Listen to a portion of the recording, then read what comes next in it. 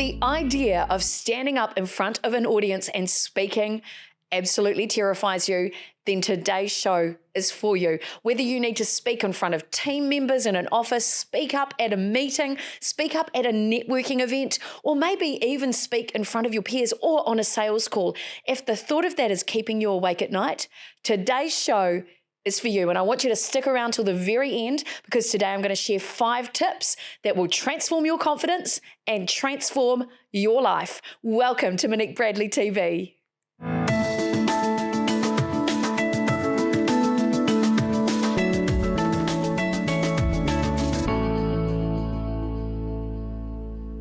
Well, hello to you, my friend. I'm Monique Bradley. I'm a global keynote speaker, and that means I have this incredible job of traveling around the world, standing on stages, which for most people is absolutely terrifying.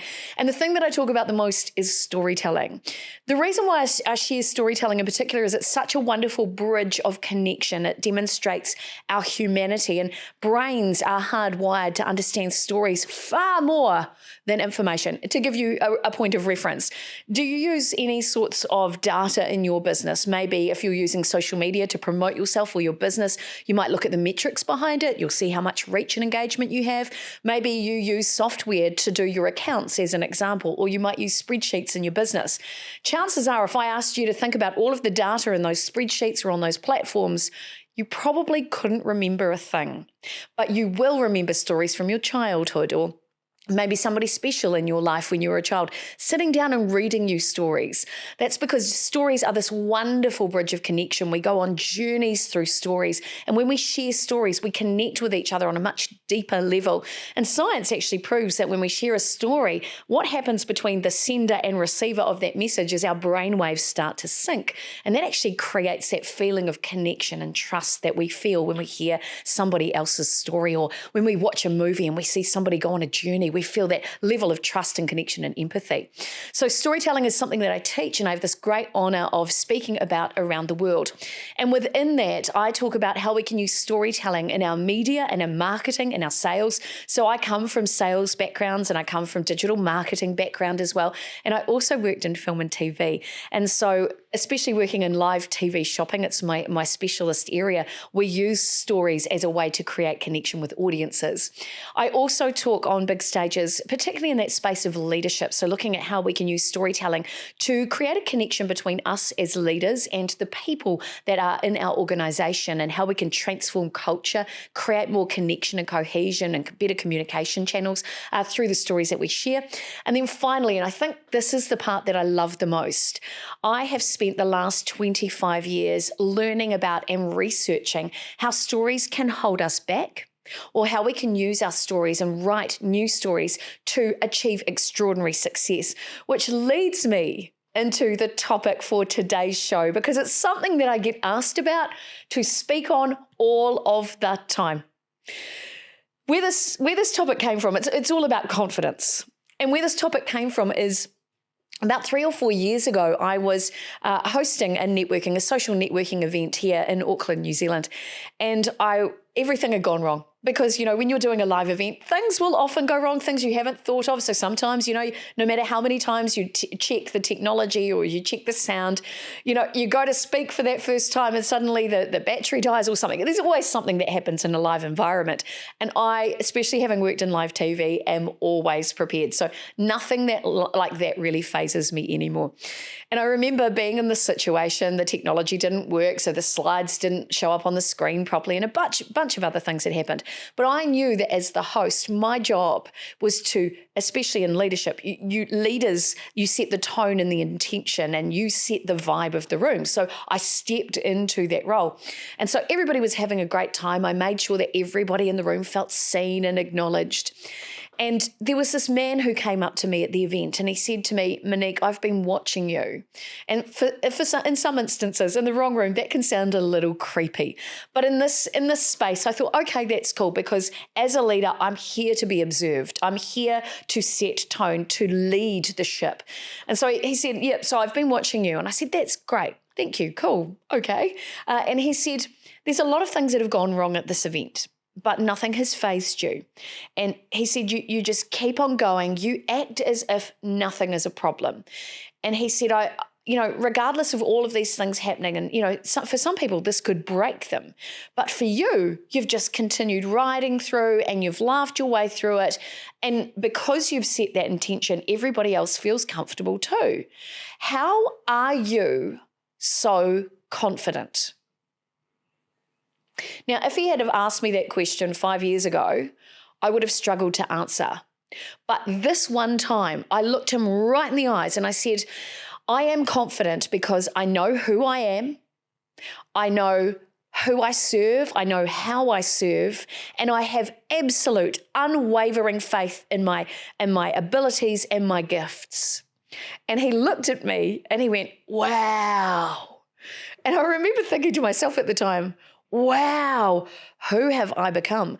Because I was never that confident. So even though now I can speak on stages around the world, and in fact, I started training as a speaker when I was 8 years old, there is a real difference between being really, really good at something and being confident and actually having inner confidence inside yourself. They are two different things. They do work together to build confidence. And today I'm going to show you the 5 key things that I intentionally did to build my confidence. So if you are ready, have a pen handy because you may want to take some notes throughout this presentation. Okay, so here we go. I'm going to share with you my first big tip. Here we go. Tip number 1 is this: become an actual expert.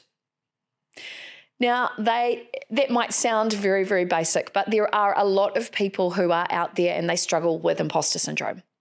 And imposter syndrome is one of those, it's a label that is not actually verified in any of the clinical psychology information guides that are out there. You can't go to the doctor and you can't say, oh, I'm struggling with imposter syndrome. You can't get time off work for it.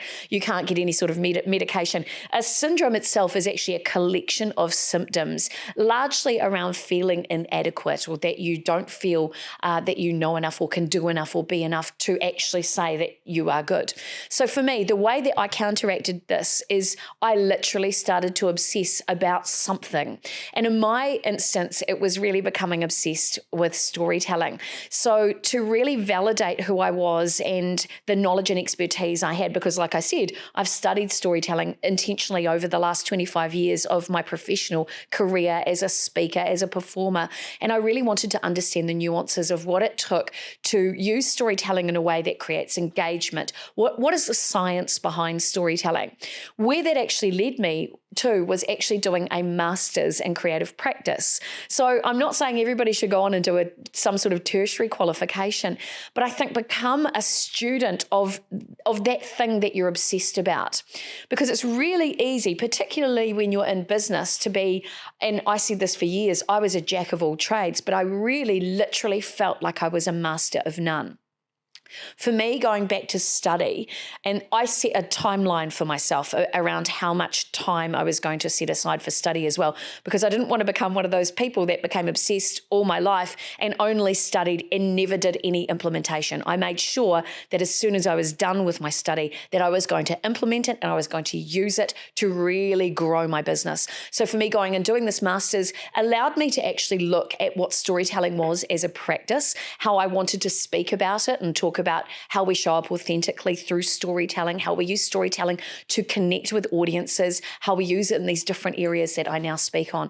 So instead of just researching something once or asking AI to give you an expert answer, I went old school, I went analog, I read texts so I could actually use citations from different famous texts, or I could lean on different areas of knowledge.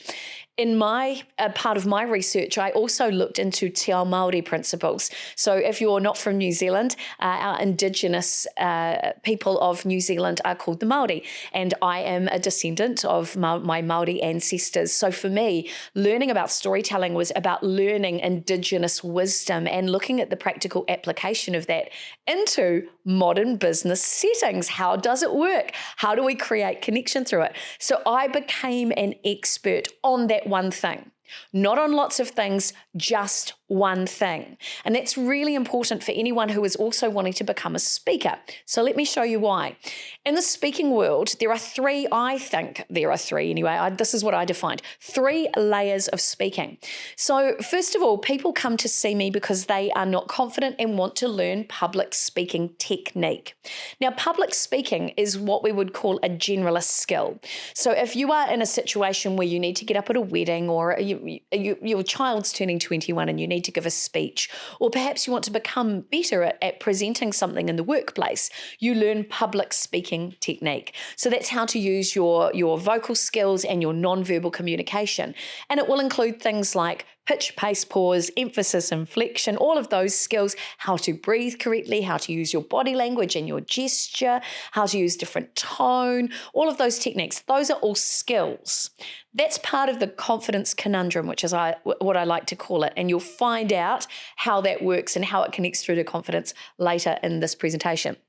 So the second type of speaker there is what we call a keynote speaker. And this is where you start to become an expert.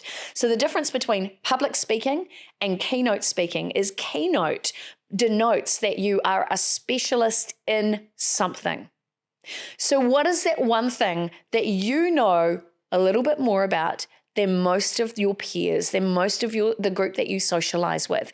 That's when you're leaning towards becoming a thought leader or subject matter expert, or if you're in the speaking world, a keynote speaker. Now, one of the higher levels of expertise in the speaking world is the third category, and that's where you're getting into TED Talks and TEDx speaking. And the reason why I think this is a tougher discipline is because the length of and the level of detail you go into when it comes to researching your topic is high end. It's basically like doing a master's thesis or a mini PhD, because every claim that you make must be supported by some sort of citation or scientific paper or some sort of research that aligns with your way of thinking. So becoming an expert is a great place to get started, to become more confident. Really dive deep into your research. Become obsessed. If you are neurofabulous like I am, hyperfixate on that one thing. And that's a key step to building your confidence. So that's your first key takeaway. Point number 2 when it comes to becoming confident is to use physical techniques. Now, that might surprise you a little bit. What does that even mean? Well, science has shown us that your neurology and your physiology are all connected. So you've probably heard about the brain and gut connection. Those things are kind of connected. Well, it's the same with confidence. So interestingly enough, when somebody becomes more confident, their physical posture will change. They'll start standing a little more upright. You'll notice in their physicality that changes. Now, that's because the way that they're thinking about themselves is now being reflected in their nonverbal communication and their posture. So equally, if you are feeling a little bit nervous, you'll probably notice that your body language is a little more hunched over. That's a sign of protection. Maybe your gestures become a little closer to the body. So the way to cheat yourself into becoming more confident is actually to push your body a little bit more upright, to have more of an open chest, open rib cage, which supports your breathing, and to think intentionally about your body language as being a little bit more open. Now, there are also 3 things that I teach my clients all the time that helps with your confidence. Let's take a look. The first one is your breathing. So when we get really stressed, when we're feeling anxious or unsure, the first way that we start to notice it is our breathing will speed up. So making sure that you breathe nice and deep into your belly, like you're breathing through your belly button at the bottom of your lungs is the biggest part. That's the part that we actually want to fill with air. When we upper chest breathe, it's great for sport because it allows you to run faster and to move faster. But that's the fight or flight response kicking in when you're in a speaking situation. What you actually want to do is ensure that that breath is nice and low and slow. And there's also a wee technique you can use to help with changing your breathing. So as an example, if you take your hand and you connect your thumb and your ring finger, apparently this is called a mudra, you hold those together and you'll notice that your breathing will start to be very obviously upper chest. So I can feel it actually as I took a breath in. So this is how your body, I don't know the science behind it. I'm absolutely sorry about that, but you can Google it for yourself. Now, if we change the connection from your thumb to your ring finger, so that's your pointer finger first, I should say. If we change it to your ring finger, your breathing will automatically become low and slow. So my understanding is it's something to do with the autonomic nervous system that actually governs or takes over your breathing, so you don't have to think about it all the time. So you can use it as a technique to slow your breathing down, which is fabulous. So breathing really helps because the breathing, the lower and slower we are, it starts to calm down the nervous system and the adrenals. So it's a way of cheating your body into believing you are confident. You are welcome. The next thing that I teach my clients all the time is tapping. Now, I'm not talking about the emotional freedom technique, the EFT tapping. If you do that, go you, that's amazing. I'm talking about something far simpler, which is apparently something that they do when they are in the army and they are on parade. It stops people from falling asleep or falling over, apparently. So all you need to do to remain focused and stay in the present moment is to tap your toes. I'm just doing it right now. Now, the reason why it works is, and you can research this as well, the brain can only process a certain amount of data at any one time. So if somebody is really stressed and nervous, as soon as they start to tap their toes, not only is it a great grounding technique, it brings them back to the present moment and they can't focus on their nerves anymore. So there you go. Very, very simple, and it works 100% of the time. I teach all of my clients this, and even some of my speakers who are just about in tears before they would go up on stage, they do that one technique. They tap their toes first, then they become aware of their breathing, and suddenly they are ready to go, confident and in the zone. So those are two things. And the third one, if you are in a situation where you feel uncomfortable, so maybe it's a networking event, and to be honest, most people I know struggle with making connections. When you're in a networking event, you don't know anybody in the room. What do?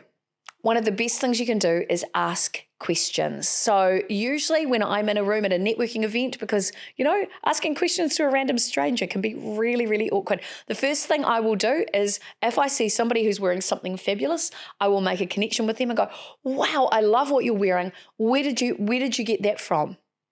And that will usually create a beautiful moment of connection. And then I'll usually say, hi, I'm Monique. Nice to meet you. Who are you? And then I'll continue to ask questions. Well, what do you do? What brings you here tonight? So I have a list of 5 questions that I ask over and over again. What it does is it builds that bridge of connection. It gets people talking about themselves. They start telling me their stories, and then they feel seen, they feel acknowledged, and then they feel like I'm a trusted person in their sphere. So it's a great way to build that bridge of connection. So the 3 things that help with building confidence are physical things you can do. Breathing helps, tapping your toes, and that physical asking questions will help. And make sure you rehearse your questions before you go into that networking environment. So there you go. Already 2 massive things that help with building confidence.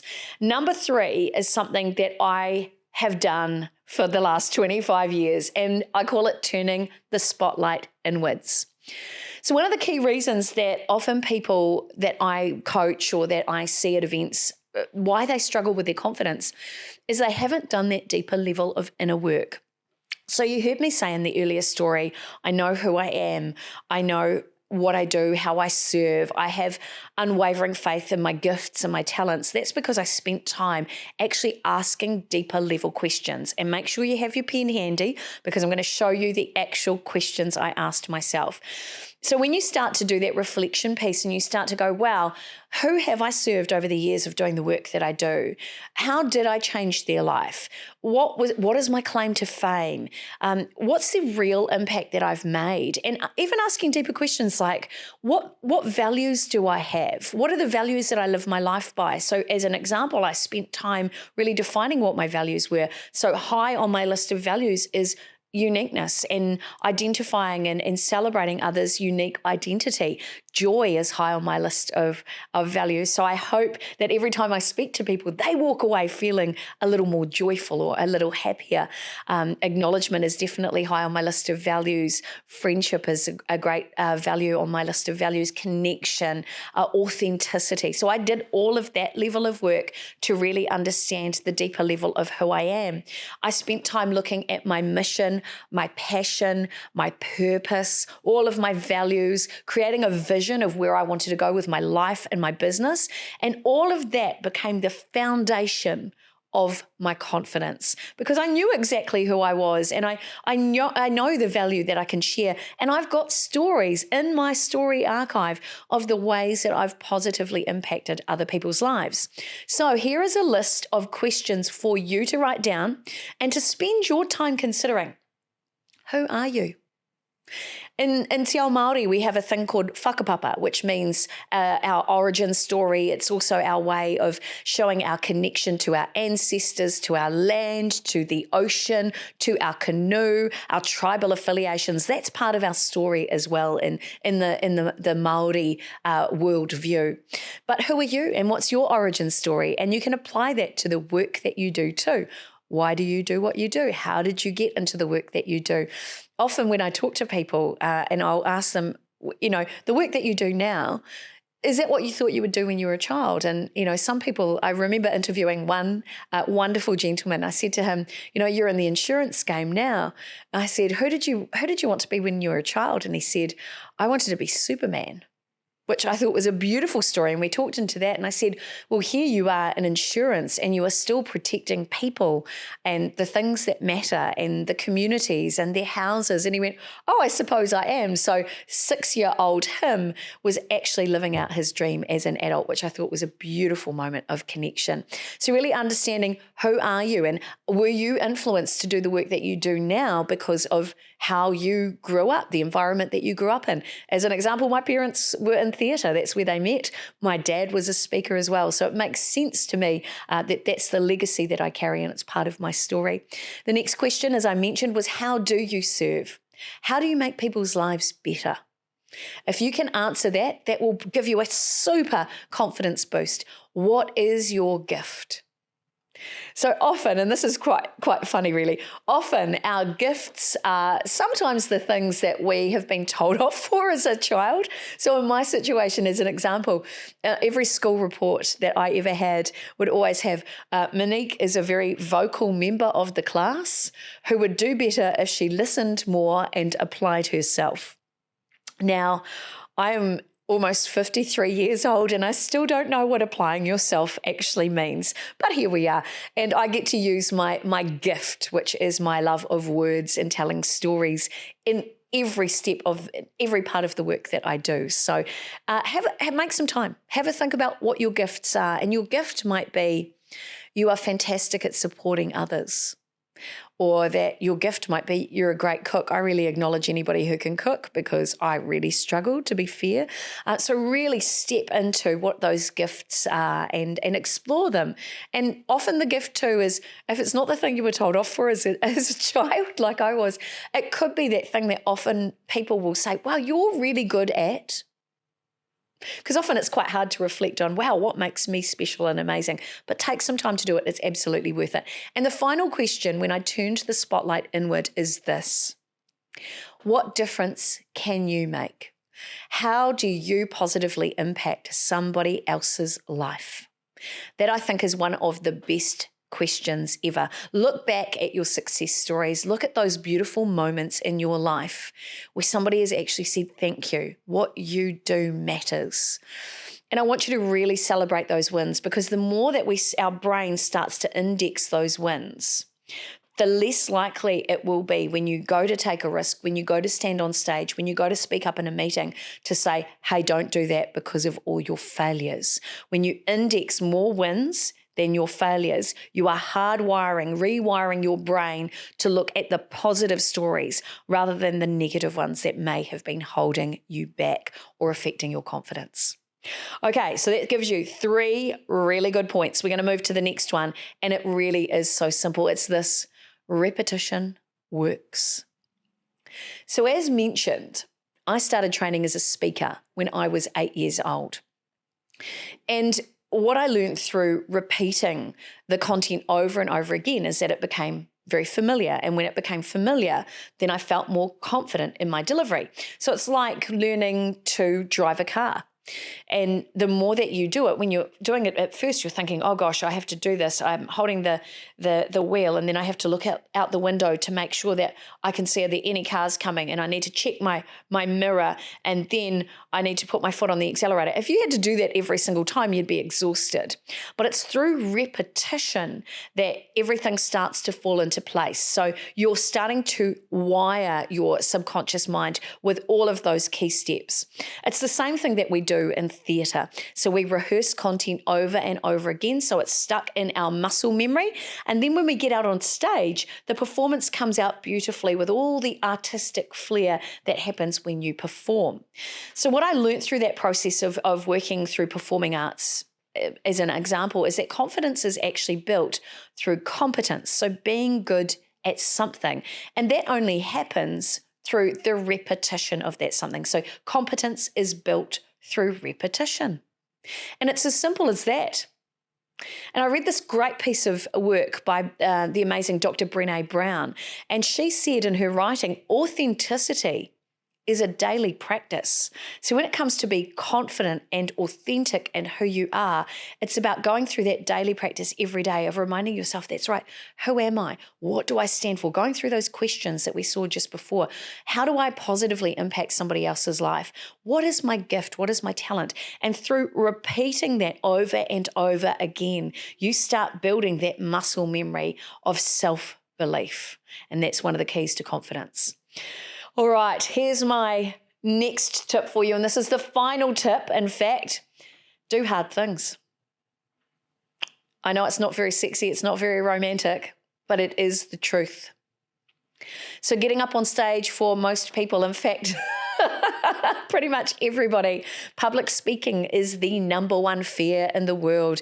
And if you've ever watched anything by Jerry Seinfeld, you might have seen a video he shares that he actually talks about this in one of his stand-up acts. He talks about the fact that public speaking is the number one fear in the world. It even beats the fear of dying, which means more people would rather be in the casket at a funeral than delivering the obituary. It's crazy, right? So crazy.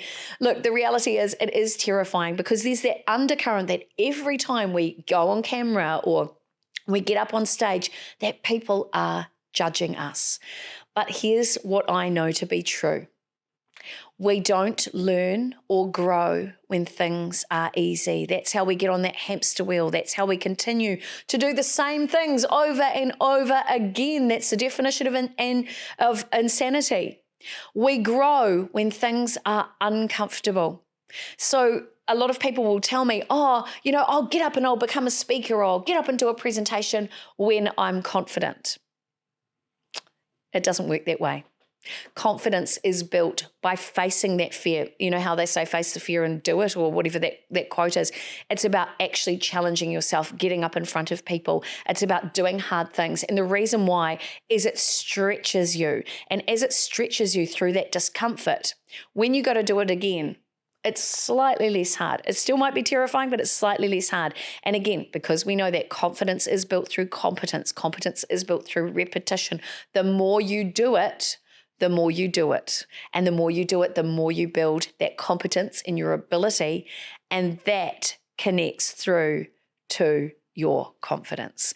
So that, my friends, is the secret. 5 really simple steps. And when you do them all, it works. That's how I have gone from feeling very inadequate, struggling with imposter syndrome on a daily basis, dealing with anxiety attacks because I was so stressed about being unconfident, to now standing on global stages and reminding people that their story matters, that their voice matters, that they need to be getting out there and sharing their gifts and their talents with the world, because their story might be somebody else's survival guide, or it could be the gap in someone else's learning that helps them accelerate towards extraordinary success. So if you want to learn more, if you want to connect, I hope that's been really helpful. I'd love for you to reach out. This is a link to my Linktree, which has all of my contact details there. I'd love for you to follow me on my different social media platforms. There's even a few downloads in there and things that you should take a look at. Connect. I'd love to find out more from you. And if you want to attend any of my workshops or attend any of my classes, or even try out some one-on-one coaching to help you build your confidence, I'm here for it. So stay in touch, and I hope you enjoyed today's show. I'm Monique Bradley. This is Monique Bradley TV. Now you are amazing, so you better get on with it. Ka kite anō, e no hora.